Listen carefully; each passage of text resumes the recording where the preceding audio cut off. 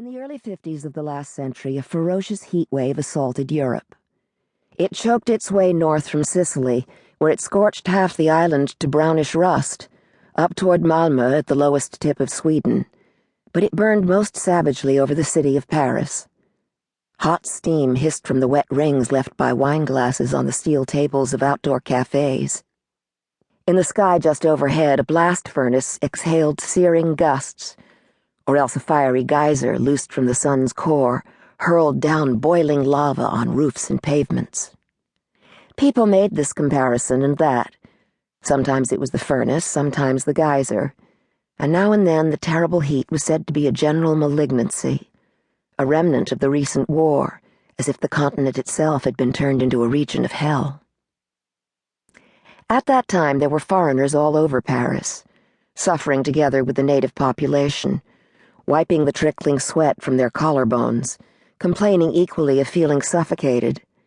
But otherwise they had nothing in common with the Parisians, or for that matter, with one another. These strangers fell into two parties. One vigorous, ambitious, cheerful, and given to drink. The other pale, quarrelsome, forlorn, a squad of volatile, maundering ghosts.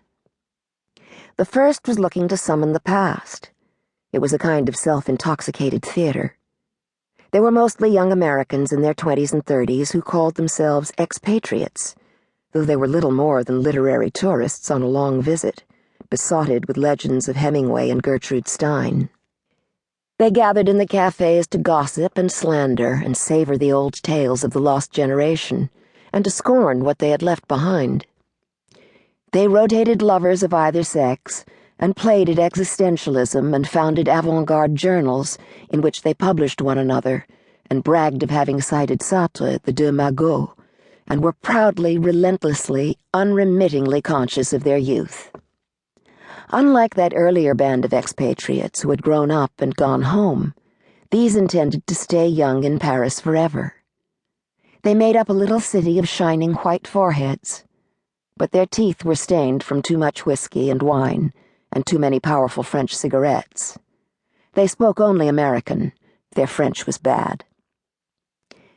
The other foreign contingent, the ghosts, were polyglot. They chattered in dozens of languages. Out of their mouths spilled all the cadences of Europe. Unlike the Americans, they shunned the past, and were free of any taint of nostalgia or folklore or idyllic renewal. They were Europeans whom Europe had set upon. They wore Europe's tattoo. You couldn't say of them, as you surely would of the Americans, that they were a post-war wave. They weren't post-war. Though they had washed up in Paris, the war was still in them. They were the displaced, the temporary and the temporizing. Paris was a way station.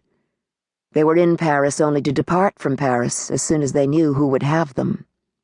Paris was a city to wait in. It was a city to get away from. Bea Nightingale belonged to neither party. She had been Miss Nightingale, in public, for 24 years, even during her marriage and certainly after the divorce, and had sometimes begun to think of herself by that name, if only to avoid the accusatory inward buzz of Bea.